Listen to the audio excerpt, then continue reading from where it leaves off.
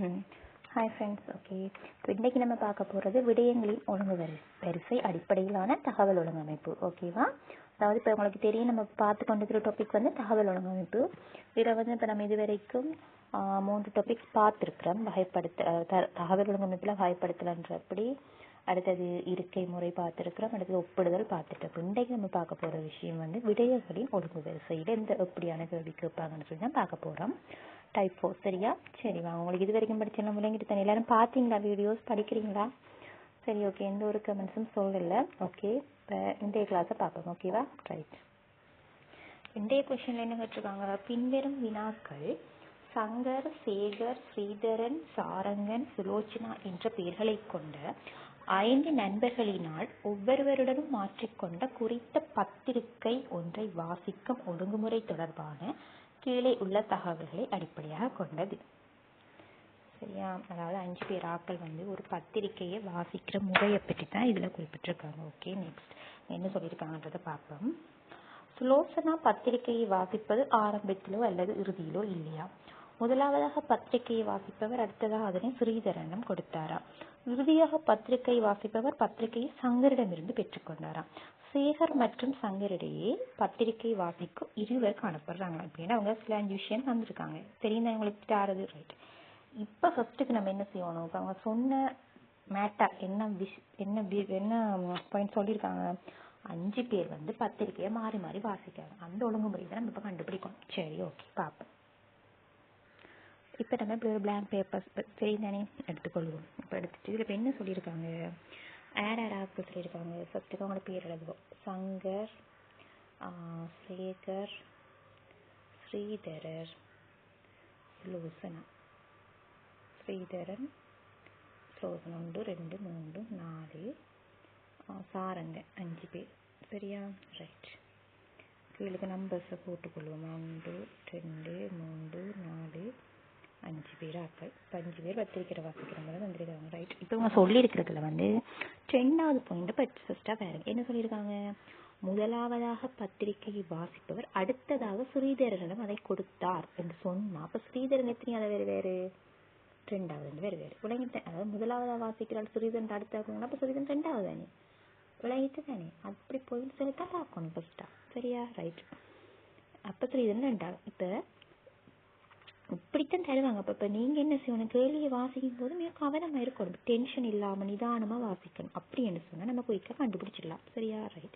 இப்போ டென்ஷனை கடக 2 வாசிக்கக்குள்ள நமக்கு எது வருமோ இங்கே வருமோ இப்படி வருமோ ஒன்றுமே செஞ்சு இல்லாமல் இருக்கும். எல்லா வாசிக்க மண்டையை போட்டு பிக்கிற மாதிரி இருக்கும்.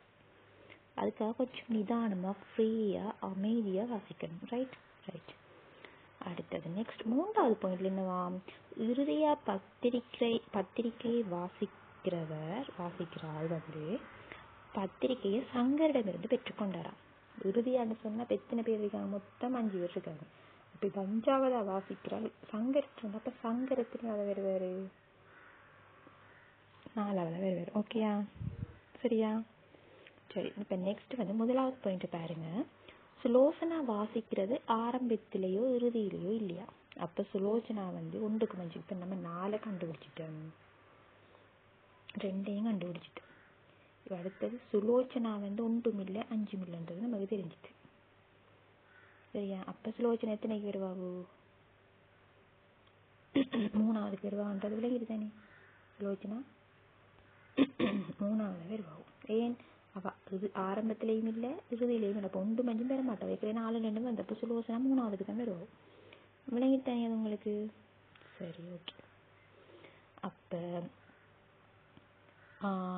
அடுத்தது என்ன சொல்லியிருக்காங்க? இப்போ 4வது பாயிண்ட்ல என்ன சொல்லியிருக்காங்கன்னு பாருங்க. என்ன சொல்லியிருக்காங்க? சேகருக்கும் சங்கருக்கும் இடையில் 2 பேர் இருக்காங்களா? 2ஆ? சேகர் முதலாவது ஆண்டு வரும். ஏன்? 1க்கும் 4க்கும் இடையில தான் 2 பேர் இருப்பாங்க. ஓகேவா? இப்போ இறுதியானது சாரங்கன்.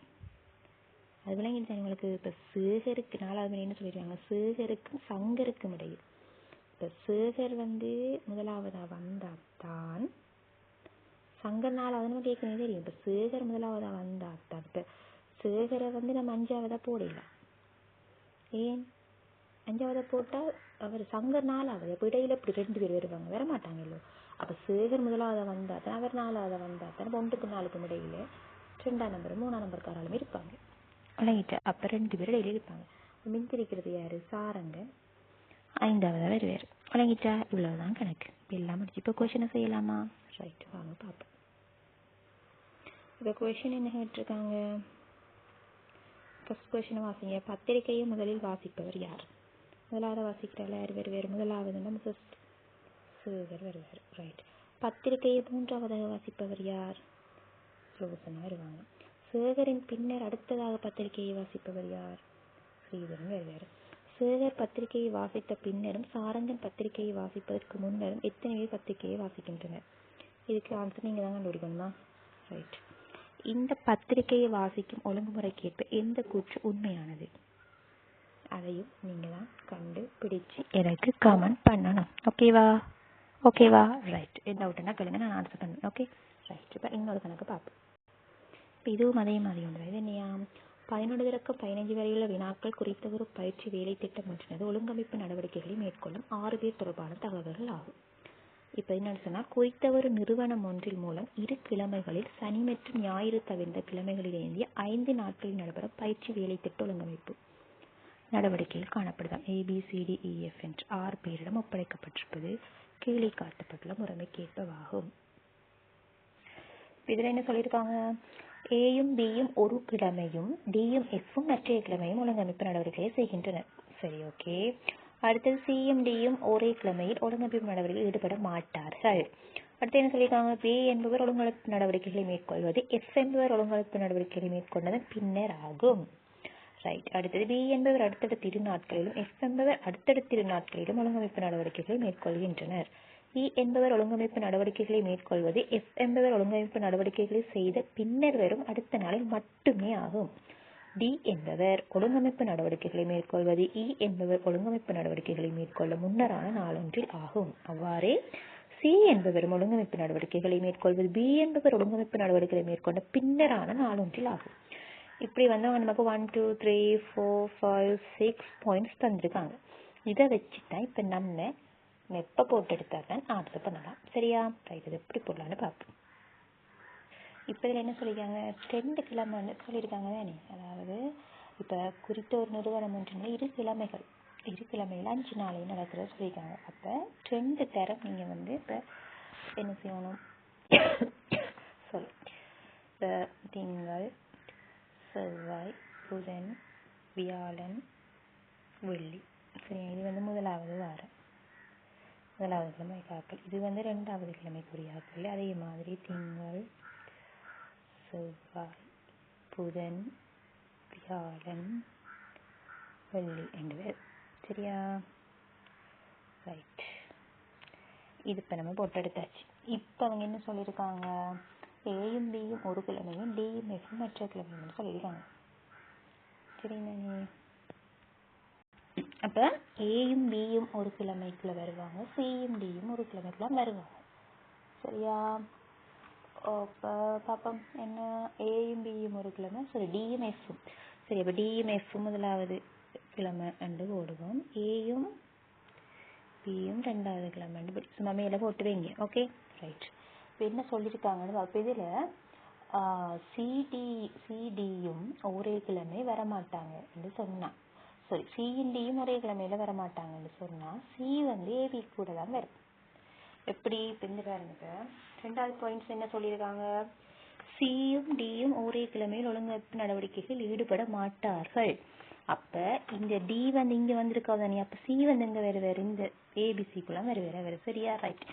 எத்தனை லெட்டர்ஸ் மொத்தம் நமக்கு தந்தது? 6 பேர். யாராக்கள்? ABCDEF. அப்ப எஃபோட இப்ப மிச்சிரிக்கிற எடுத்தது இ. அப்ப இ வந்து இதுக்குள்ள வருவாரு, இவங்க வந்து இதுக்குள்ள வருவாங்க. விளங்கித்தானே அது? சரி, இப்ப பார்ப்போம். இப்போ உங்களுக்கு இதில் ஒரு கன்ஃபியூஷன் இருக்குமே என்ன? இப்போ அவங்க ஃபர்ஸ்ட்டாக சொன்னது வந்து ஏபி, அடுத்து டிஎஃப் என்றது ஒரு கிழமை, இவங்க எந்தெந்த கிழமையில் வருவாங்கன்றது கன்ஃபியூஷன் இருக்கும். நானானா போட்டிருக்கேன், முதலாவது 2வது போட்டிருக்கேன். அது எப்படின்னு சொன்னால், இப்போ அவங்க அடுத்த 3வது பாயிண்ட்ஸை பாருங்க நீங்கள். எஃப் வந்து வாரக்குழு வந்து முதலாவது வாரமாகவும் பி வந்து வாரக்குழு 2வது வாரமாகவும் மேற்கொள்ளப்படும். ஏன்னு சொன்னால் பி வந்து எஃப்க்கு பிறகு மேற்கொள்கின்றன்னு சொல்லி ஒரு ஒழுங்கமைப்பு அவங்க சொல்லியிருக்காங்க. சரியா? இந்த பாருங்க, அதாவது 3வது பாயிண்ட்ல பாருங்க, பி என்பவர் ஒழுங்கமைப்பு நடவடிக்கைகளை மேற்கொள்வது எஃப் என்பவர் ஒழுங்கமைப்பு நடவடிக்கைகளை மேற்கொண்டதன் பின்னர் என்று சொன்னா அப்ப எஃப் தான் ஃபர்ஸ்ட். அப்ப எஃப் பாரக்குள்ளதான் 1வது வாரத்துக்குரியதுக்குள்ள எஃப் ஆக்கள் வருவாங்க, 2வது வாரத்துக்குரியதுக்குள்ளதான் பி ஆக்கள் வருவாங்க. விளங்கிட்டு தானே? சரி, அப்ப இது இந்த கன்ஃபியூஷன் வரக்கூடாது. ஓகே, சரி. இப்ப அடுத்தது 7வது பாயிண்ட்ல பாருங்க, ஏ வந்து வியாழன் வெள்ளியில தான் மேற்கொள்வாருன்னு சொல்லியிருக்காங்க. சரியா? அப்ப ஏ வந்து திரும்ப 2வது வியாழனும் வெள்ளியும் ஏ போடுவோம். வியாழனும் வெள்ளியும் ஏன்னு சொல்லிட்டாங்க. அப்ப வியாழனும் வெள்ளியும் நம்ம ஏ போட்டாச்சு. அப்ப 2வது வாரத்துல வியாழன் போட்டுட்டு, அப்ப அடுத்தது வந்து 6வது பாயிண்ட்ல பாருங்க, டி என்பவர் மேற்கொள்வது இ என்பவர் ஒழுங்கமைப்பு நடவடிக்கைகளை மேற்கொள்ள முன்னரான ஒரு நாளாகும். இதே போலதான் சியும் வந்து மேற்கொள்வது வி வந்து மேற்கொண்டதன் பின்னர் என்றா. இப்ப வி வந்து மேற்கொண்டதுக்கு பின்னர் என்றா. இப்ப 4வது பாயிண்ட்ல என்ன சொல்லியிருக்காங்க, பி வந்து அடுத்தடுத்து வரும் 2 நாட்களில் மேற்கொள்ளதான் சொல்லியிருக்காங்க. அப்ப சி வந்து வி மேற்கொண்டதுக்கு பிறகுதான் பி வரும். அப்ப பி எங்க வரும்? திங்களும் செவ்வாய்க்கும் வரும். ஏன்? அடுத்தடுத்து 2 நாள் இப்ப செவ்வாய் புதன் வேற, அதே அதுக்கு அடுத்தது சி வரும். அப்ப பி வந்து இது 2க்கும் வந்து அப்ப சி வந்து அதுக்கு அடுத்த நாள் வரும். அப்ப இவங்க 3 பேரும் ஓகேயா? சரி. அடுத்தது என்ன சொல்லியிருக்காங்க, அடுத்த பாயிண்ட்ஸ் என்ன சொல்லியிருக்காங்கன்னு பார்ப்போம். சரியா? ரைட். இப்ப 3வது பாயிண்ட்ல என்ன சொல்லியிருக்காங்க, பி வந்து எஃப்க்கு பிறகுதான் ஒழுங்கமைப்பு நடவடிக்கை மேற்கொள்கிறது என்று. பி வந்து எஃப்க்கு பிறகுதான். அப்ப எஃப் பிக்கு முதல் எஃப் செஞ்சிருக்கோம். விளங்கிட்டு. அப்ப 1வது வாரத்துல புதன் வியாழன் வெள்ளிக்குள்ள வரணும். ஓகேயா? ஆனா இப்ப 5வது பாயிண்ட்ல என்ன சொல்லியிருக்காங்க, இ வந்து ஒழுங்கமைப்பு நடவடிக்கைகளை மேற்கொள்வது எஃப்க்கு பிறகு வார நாள்ல மட்டும். யாரு? இ. அப்படி ஒன்று சொன்னா இந்த எஃப் வந்து எங்க வரணும்? இங்க வரணும். எஃப் வந்து திங்கள் செவ்வாயும் வர மாட்டேது. ஏன்டா திங்கள் செவ்வாயும் 2வது கிழமையில வார பி வந்திருக்காரு. ஆனா அவங்க என்ன சொல்லியிருக்காங்க, பி வந்து எஃப்க்கு பிறகு. அப்ப எஃப் வந்து திங்கள் செவ்வாய் இல்லாம புதன் வியாழன் வெள்ளிக்குள்ள வரணும்.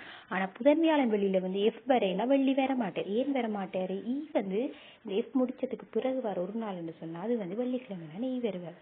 அப்ப இந்த 2 நாளும் யாரு வருவாரு? டி வருவார். இப்போ ஓகேவா? விளங்கிட்டா? கிளியரா? கன்ஃபார்மா? ரைட். இதுதான் இப்ப நம்ம கண்டுபிடிச்ச மெத்தட். இப்ப எல்லாம் விளங்கிட்டு தானே? இதை இப்ப நம்ம கொஸ்டின் செய்யலாம். இப்ப இதுக்குரிய கொஸ்டினுக்குரிய விட அவ்வளவத்தையும் நீங்க தான் செய்யணும், நான் உங்களுக்கு சொல்ல மாட்டேன்.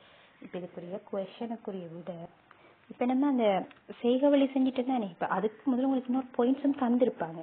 என்னன்னு சொன்னா, நம்ம இப்ப பாருங்க, இப்ப நான் உங்களுக்கு அதை விளங்கப்படுத்திட்டு இதை விளங்கப்படுத்துறேன்னா உங்களுக்கு ஈஸியா விளங்கணும்ன்றதுக்காக. சரியா? இப்ப ஏ என்பவர் ஒழுங்கமைப்பு நடவடிக்கையை மேற்கொள்வது வியாழன் மற்றும் வெள்ளிக்கிழமையில் ஆகும் என்ற ஒரு பாயிண்ட்ஸ் தந்திருக்காங்க.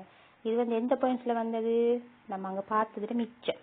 இங்கு ஒரு நாளைக்கு ஒழுங்கமைப்பு நடவடிக்கைகள் ஒப்படைக்கப்படுவது ஒருவருக்கு மட்டுமே ஆகும். அவ்வாறே ஒருவருக்கு உயர்ந்த பட்சமாக 2 நாட்களை விட கூடுதலான நாட்களில் ஒழுங்கமைப்பு நடவடிக்கைகள் ஒப்படைக்கப்பட மாட்டாது.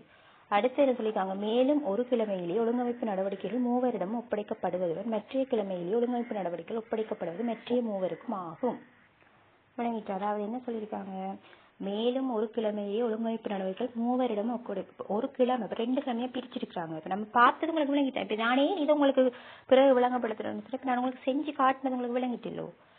அப்ப செஞ்சு காட்டினது விளங்கிட்டு என்ற வடிவாத்தான் நான் உங்களை இதை அதுக்கு பிறகு இப்ப உங்களுக்கு விளங்கப்படுத்துறேன். நான் ஏற்கனவே உங்களுக்கு விளங்கப்படுத்திட்டு போயிருப்பேன். இப்ப ஏற்கனவே விளங்கப்படுத்தாததுக்கு ரீசன் இப்ப விளங்கப்படுத்தி போட்டு உங்களுக்கு இதை சொன்னா உங்களுக்கு கொஞ்சம் ஈஸியா விளங்கணுன்றதுக்காக. சரியா?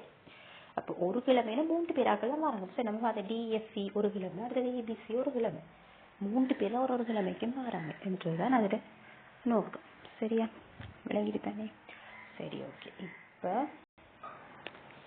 இதான் இப்ப கொஸ்டின். பி என்பவர் ஒழுங்கமைப்பு நடவடிக்கைகளை மேற்கொள்ளும் நாளாக அமைவது எது? சி என்பவர் ஒழுங்கமைப்பு நடவடிக்கைகளை மேற்கொள்ளும் நாளாக அமைவது எது? டி என்பவர் ஒழுங்கமைப்பு நடவடிக்கை மேற்கொள்ளும் நாளாக அமைவது எது? இ என்பவர் ஒழுங்கமைப்பு நடவடிக்கை மேற்கொள்ளும் நாளாக அமைவது எது? எஃப் என்பவர் ஒழுங்கமைப்பு நடவடிக்கை மேற்கொள்ளும் நாளாக அமைவது எது? விளங்கிட்டு தானே? இதுக்கு ஆன்சரை நீங்க எனக்கு கமெண்ட் பண்றீங்களா? எஸ்எம்எஸ் பண்றீங்களா? Okay friends, okay okay bye. நம்ம அடுத்த கிளாஸ்ல வந்து நிபந்தனைகளின் அடிப்படையில் வேறுபடுத்துறதுக்குரிய தகவல் ஒழுங்கமைப்பு பார்ப்போம். சரியா? ஓகே.